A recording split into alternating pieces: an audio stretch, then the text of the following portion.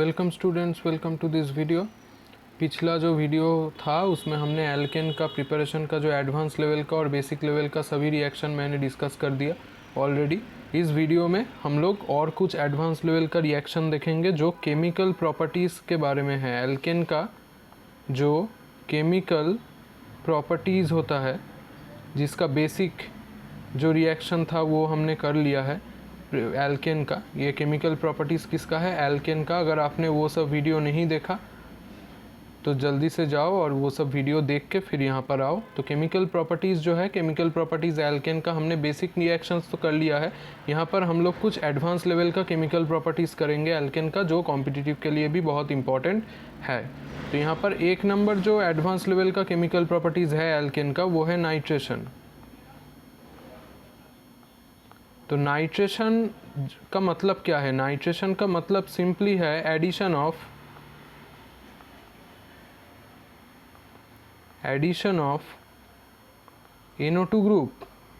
अगर कोई भी कंपाउंड में आप NO2 ग्रुप को ऐड करोगे, कोई रिएजेंट ऐसा दिया कि NO2 ग्रुप ऐड हो गया, तो इसको बोला जाता है क्या? नाइट्रेशन करना। अब इसके लिए रिएजेंट कौन सा इंपॉर्टेंट है? जो रिएजेंट देने पर NO2 ग्रुप ऐड होगा, ये आपको जान लेना पड़ेगा कि रिएजेंट कौन सा इंपॉर्टेंट है। रिएजेंट जो है यहाँ पर HNO3 है। HNO3 अगर एल्केन के ऊपर आप दोगे तो ये नाइट्रेशन कर देगा, मतलब एक NO2 ग्रुप को ऐड कर देगा। तो ये HNO3 जो है ये इंपॉर्टेंट है, और HNO3 यहाँ पर कॉन्सेंट्रेटेड HNO3 होता है। कॉन्सेंट्रेटेड HNO3 ये नाइट्रेशन के रूप में यहाँ पर काम में आता है। तो कैसे आता है देख लेते हैं। हम लोग केमिकल रिएक्शंस कर रहे थे। केमिकल रिएक्शंस का मतलब क्या है? एल्केन हम एक लेंगे, तो सपोज़ आपके पास ऐसा एक एल्केन है और आपने यहाँ पर क्या दिया? यहाँ पर HNO2 दे दिया, HNO3 दे दिया, सॉरी यहाँ पर HNO3 आपने दे दिया, कॉन्सेंट्रेटेड HNO3 आपने दे दिया। तो ये मैंने बोला क्या, इसको नाइट्रेटिंग रिएजेंट भी बोला जाता है, क्योंकि ये नाइट्रो ग्रुप जो है ये ऐड करता है। तो यहाँ पर तो आपने हीट कर दिया। हीट यहाँ पर कितना लगेगा? ऑलमोस्ट अराउंड 400 डिग्री सेंटीग्रेड के आसपास यहाँ पर हीट लगता है। तो ये देने पर क्या होगा? अब देखो, ये HNO3 को आप ऐसे तो लिख सकते हो जैसे मैं यहाँ पर लिखूँगा। HNO3 को शॉर्ट में कैसे लिखोगे? OHNO2। ये भी तो HNO3 ही होता है, ऐसे हम लोग भी तो HNO3 को लिख सकते हैं। तो HNO3 को OHNO2 लिखो, और इतना हीट देने पर क्या होगा? ये एल्केन का जो H है, ROH का जो H है, और ये OH का जो OH है, ये निकल जाएगा। HNO3 का जो OH है, R का जो H है, ये निकल जाएगा। अगर ये इसके साथ बाइंड करके निकल जाए तो यहाँ पर H और OH मतलब H2O पानी निकल गया। तो यहाँ पर R बचा हुआ है और NO2 बचा हुआ है, तो R के साथ NO2 मतलब कोई भी एक एल्किल ग्रुप के साथ नाइट्रो ग्रुप ऐड हो गया, तो इसको बोला जाता है क्या? नाइट्रेशन। तो सपोज़ आपके पास एल्केन के रूप में यहाँ पर इथेन है, तो C2H6 है। अब C2H6 के ऊपर आपने यहाँ पर देखा कि इसमें HNO3 दे दिया, यहाँ पर हीट दे दिया, या और यहाँ पर A लिख दिया। तो ये क्या होगा? नो, C2H6 को आप RH के रूप में लिखो, तो C2H5 ये R हो गया इथाइल ग्रुप, और उसके साथ एक H को छोड़ के फिर HNO3 को ऐसे ड्रॉ करो, OHNO2 ऐसे ड्रॉ करो HNO3 को, और यहाँ पर से जैसे मैंने बोला कि पानी निकाल दो। तो सिंपली आप अगर जनरल जो इक्वेशन मैं बोल रहा हूँ वो आप याद रखोगे तो इजीली यहाँ पर हो जाएगा। तो यहाँ पर H और OH अगर चला गया तो ये C2H5 और उसके साथ NO2 जुड़ गया, तो ये नाइट्रो इथेन बन गया हमारे पास, या इथाइल नाइट्रो इथेन, या हम लोग इसको इथाइल नाइट्रेट भी बोल सकते हैं। तो ये हमारे पास यहाँ पर बन गया। अब यहाँ पर कोई भी अगर ऐसा दे दे, नॉट नेसेसरी कि C2H5 हो, यहाँ पर CH3 भी हो सकता है, प्रोपेन भी हो सकता है, कोई भी अगर कंपाउंड दे दे तो ऐसे नाइट्रो ग्रुप को आप इजीली ऐड कर सकते हो। अब सपोज़ आपके पास ऐसा कुछ कंपाउंड है, CH3CH2 और यहाँ पर CH3, ऐसा अगर आपके पास एक कंपाउंड है तो यहाँ पर क्या होगा? ऐसा अगर आपके पास कोई भी कंपाउंड होगा और उसमें आप अगर HNO3 दे दोगे, सपोज़ आपके पास ये प्रोपेन है, प्रोपेन के ऊपर आपने HNO3 और हीट दे दिया। अब ये HNO3 का मतलब क्या है? एक NO2 ग्रुप घुसता है, जैसे मैंने वहाँ पर बोला। तो यहाँ पर NO2 ग्रुप कहाँ पर घुसेगा? ये देखिए, यहाँ पर बीच में मैंने बोला था कि ऑर्गेनिक में कोई भी रिएक्शन में अगर ये एसिमेट्रिक डिस्ट्रीब्यूशन होता है, प्रीवियस वीडियो में मैंने बोला था हैलोजिनेशन में, अगर वो वीडियो आपने नहीं देखा तो जाके देख लो, वहाँ पर पार्ट 1 में मैंने बोला था ये, तो पार्ट 1 या पार्ट 2 में मैंने बोला था, तो वहाँ पर जाओ और उसको जल्दी से देख लो, देख के यहाँ पर आ जाओ। तो CH3 CH2 CH3, यहाँ पर CH2 जो होता है, CH2 में 2 का हाइड्रोजन है, CH3 में 3 हाइड्रोजन है, तो यहाँ पर एसिमेट्रिक डिस्ट्रीब्यूशन है, मतलब कम या ज़्यादा डिस्ट्रीब्यूशन है। बीच वाला में कम हाइड्रोजन डिस्ट्रीब्यूशन है और वहाँ पर बाकी 2 में ज़्यादा हाइड्रोजन है। तो यहाँ पर NO2 जो ग्रुप ऐड होगा, ये पहले क्या होगा, ये जो NO2 HNO3 से जो ये NO2 ग्रुप ऐड होगा पानी निकाल के, वो 2 नंबर कार्बन पे पहले ऐड होगा। तो यहाँ पर पहले ऐड होने से यहाँ पर मेजर प्रोडक्ट क्या बन गया, CH3CH और यहाँ पर CH3 और यहाँ पर नीचे एक NO2। तो ये हमारा पहला जो कंपाउंड है ये तो बन गया। अब यहाँ पर दूसरा जो कंपाउंड है ये वाला मेजर हो जाएगा। जहाँ पे भी ऐसा एसिमेट्रिक डिस्ट्रीब्यूशन होगा, मैंने बोला था कि मेजर और माइनर ऐसा होता है, ये मेजर प्रोडक्ट हो गया। और उसके साथ क्या होगा, कोई भी साइड में, यहाँ पर भी CH3 है, यहाँ पर भी CH3 है, कोई भी एक जगह पे एक CH3 पे और एक NO2 घुस जाएगा, तो ये माइनर प्रोडक्ट भी बना देगा। तो CH3 CH2 और उसके बाद CH3 CH2 हो गया और उसके साथ NO2 हमने घुसा दिया। तो यहाँ पर एक NO2 आएगा और एक NO2 आके कुछ मॉलिक्यूल पे 2 नंबर कार्बन पे घुसेगा और ये मेजर प्रोडक्ट है और ये वाला माइनर प्रोडक्ट है। मेजर मतलब क्या, मेजर मतलब वहाँ पर जो ज़्यादा परसेंटेज में हमें मिलता है, तो ये मेजर प्रोडक्ट हो गया और वो माइनर प्रोडक्ट हो गया। जैसे मैंने ठीक हैलोजिनेशन में बोला था कि अगर प्रोपेन रहे तो ये मेजर और माइनर ऐसा करता है, यहाँ पर भी मैंने वैसे ही बोल दिया। तो ये वाला हो जाएगा। अब यहाँ पर स्टॉप नहीं होगा। HNO3 बहुत अच्छा ऑक्सीडाइजिंग एजेंट है, मतलब ये चेन को तोड़ देता है। तो अगर 3 या 4 कार्बन ऐसा हो जाए तो मेजर माइनर बनाने के साथ भी और भी थोड़ा थोड़ा कंपाउंड बनाता है। जैसे कि यहाँ पर 3 कार्बन है तो इसको तोड़ो और 2 कार्बन ले लो, CH3 CH2 और उसके साथ NO2 घुस गया, प्लस उसके साथ CH3 NO2 भी आ गया। तो मतलब CH3 NO2 भी आ गया। तो मतलब ये साइमल्टेनियस इक्वेशन के चेन के रूप में काम करता है, चेन रिएक्शन की तरह। तो यहाँ पर क्या हो जाता है, यहाँ पर देखो 2 कार्बन होगा तो ऐसे तो ठीक है कि एक NO2 आपने घुसा दिया। अगर 3 कार्बन या ज़्यादा कार्बन हो जाए एल्केन में, तब क्या होगा, एक मेजर आएगा ऐसे बीच में घुस के, एक माइनर आएगा साइड में घुस के, उसी कार्बन नंबर पे देखो 3 ही कार्बन है यहाँ पर, और क्या होगा फिर 2 आएगा और एक आएगा। अब यहाँ पर 4 अगर 4 कार्बन वाला अगर एल्केन मतलब ब्यूटेन है तो यहाँ पर क्या आएगा, 2 में एक NO2 आएगा, फिर एक साइड में NO2 आएगा 4 कार्बन में, फिर 3 आएगा, 2 आएगा और 1 आएगा। तो ऐसे आप लोग डिसेंडिंग ऑर्डर में क्या करोगे, तोड़ते जाओगे जब तक कि एक कार्बन ना आ जाए यहाँ पर। तो ये हो गया हमारा नाइट्रेशन, ये एडवांस लेवल का रिएक्शन है। और फिर से हम लोग देखेंगे 2 नंबर जो एडवांस लेवल का रिएक्शन है, दैट इज सल्फोनेशन।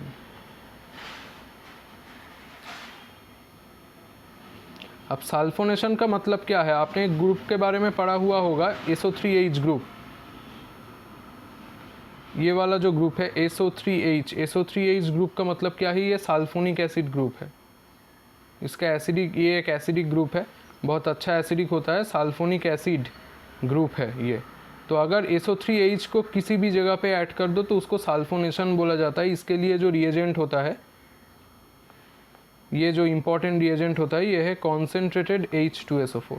तो यहाँ पर HNO3 नहीं होता, H2SO4 होता है। अब H2SO4 देने पर कोई भी एल्केन में कैसे तुम ऐड कर सकते हो, ये हम लोग यहाँ पर देखेंगे। तो सपोज़ आपके पास प्रीवियस के जो मैंने दिखाया था ऐसे ही एल्केन एक है, इसमें आपने H2SO4 डाल दिया। अब देखो H2SO4 को भी तुम HNO3 के जैसा तोड़ सकते हो। HNO3 को मैंने कैसे तोड़ा, HNO3 को मैंने OH और NO2 में तोड़ा। H2SO4 को तुम तोड़ सकते हो यहाँ पर ऐसे तोड़ सकते हो तुम,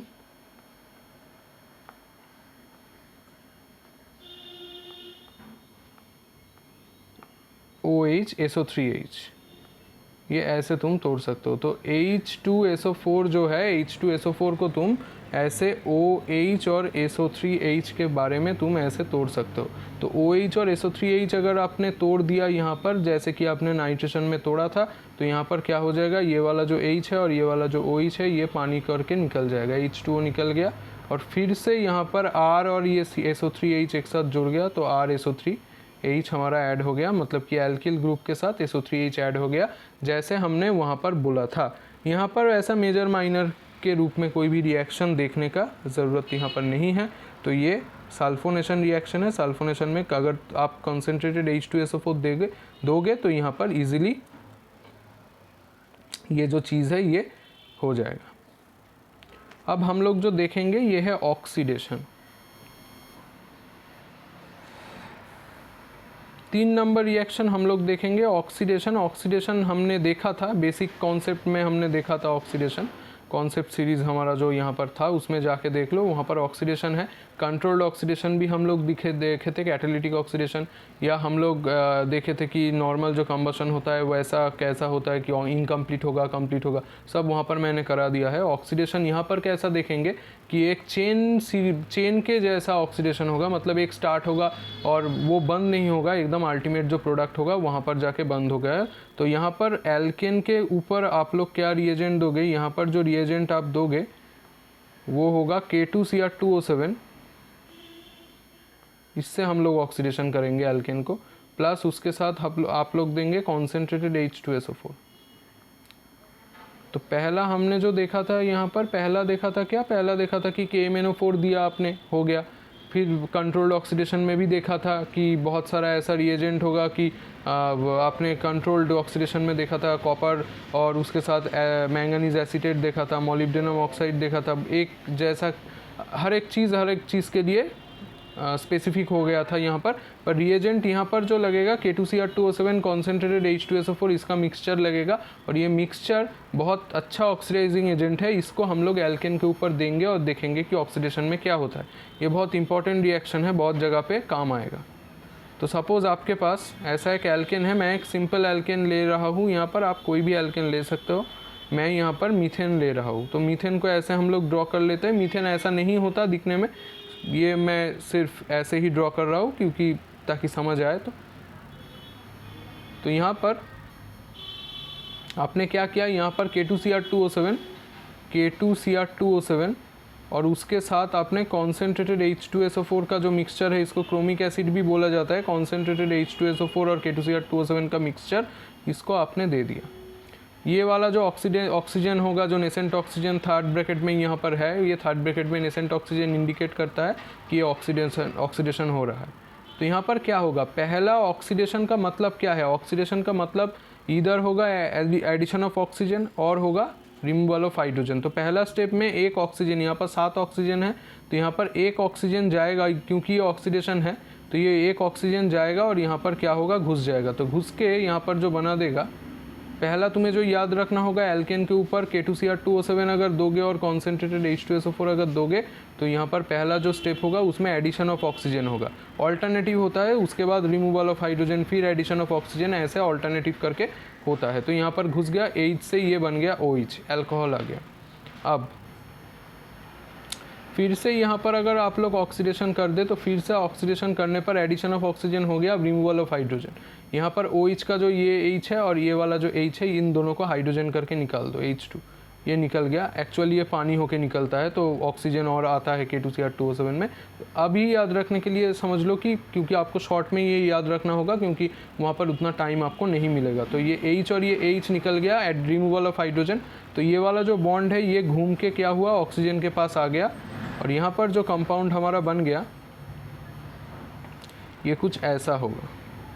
ऊपर में H होगा, नीचे में भी H होगा और यहाँ पर डबल बॉन्ड में ऑक्सीजन आ जाएगा, मतलब ये एल्डिहाइड आ गया।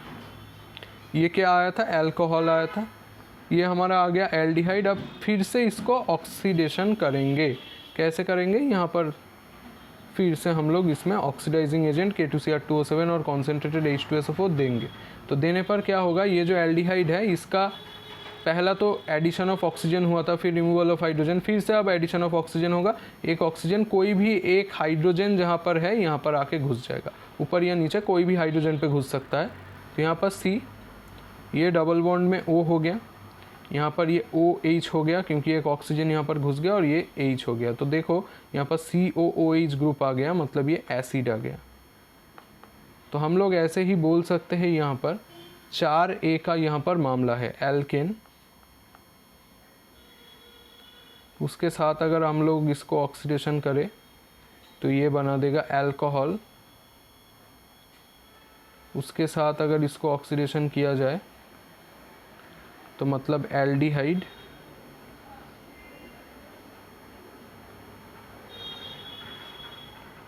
उसके साथ अगर आपको इसको ऑक्सीडेशन आप ये इसमें कर दो तो ये एसिड बना देता है। तो ये सीरीज़ आपको याद रखना होगा, कोई भी एक एल्केन दे दे, 1 कार्बन 2 कार्बन 3 कार्बन, कोई भी एल्केन अल्कोहल बनाता है, फिर वो एल्डिहाइड बनाता है और अल्टीमेट एसिड बनाता है। एसिड को फर्दर ऑक्सीडेशन करोगे CO2H2O में निकल जाएगा, पर उसका ज़रूरत नहीं है, अभी तक यहाँ पर ज़रूरत है। तो K2Cr2O7 कॉन्सेंट्रेट H2SO4 बहुत अच्छा ऑक्सीडाइजिंग एजेंट है एल्केन को एसिड में कन्वर्ट करने के लिए। अल्कोहल या एल्डिहाइड में कन्वर्ट करने के लिए आप लोग चाहो तो कंट्रोल्ड जो ऑक्सीडेशन है उसका हेल्प ले सकते हो। यहाँ पर एसिड के लिए भी कंट्रोल्ड ऑक्सीडेशन है, पर ये बहुत अच्छे से काम यहाँ पर करता है।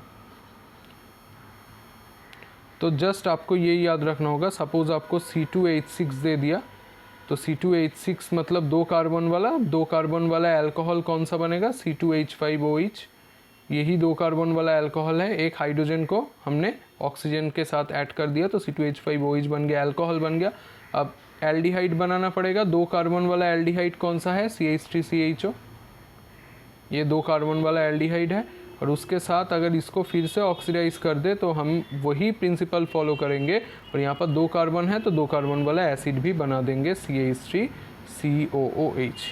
तो ऐसा आपको हो गया। तो आप कोई भी चीज़ ले सकते हो, मीथेन, इथेन, प्रोपेन, ब्यूटेन। तो ये ब्यूटेन लो, अगर यहाँ पर C2H6 के जगह पे C4H10 लो तो ये C4H9 और उसके साथ OH हो जाएगा, फिर यहाँ पर ब्यूटानॉल हो जाएगा और फिर वहाँ पर ब्यूटानोइक एसिड हो जाएगा। तो मतलब एल्केन, अल्कोहल, एल्डिहाइड और एसिड अल्टीमेट जो है एसिड प्रोडक्शन ये करेगा। तो ये बहुत इम्पॉर्टेंट रिएक्शन है। ये जो रिएक्शन था सभी हमने ये सभी केमिकल रिएक्शन में एडवांस लेवल का रिएक्शन था, ये सब हमने कर लिया। सिर्फ एल्केन का जो है वो कॉन्फॉर्मेशन है, कॉन्फॉर्मेशन एल्केन का जो कॉन्फॉर्मेशनल आइसोमर है वो है, और फिजिकल प्रॉपर्टीज़ है वो हम लोग और एक वीडियो में करेंगे। और करके ये एल्केन वाला जो पूरा चैप्टर है एडवांस और बेसिक लेवल का, ये हम लोग ख़त्म कर लेंगे। उसके बाद एल्कीन स्टार्ट करेंगे। तब तक के लिए इस चैनल से जुड़े रहिए। Thank you.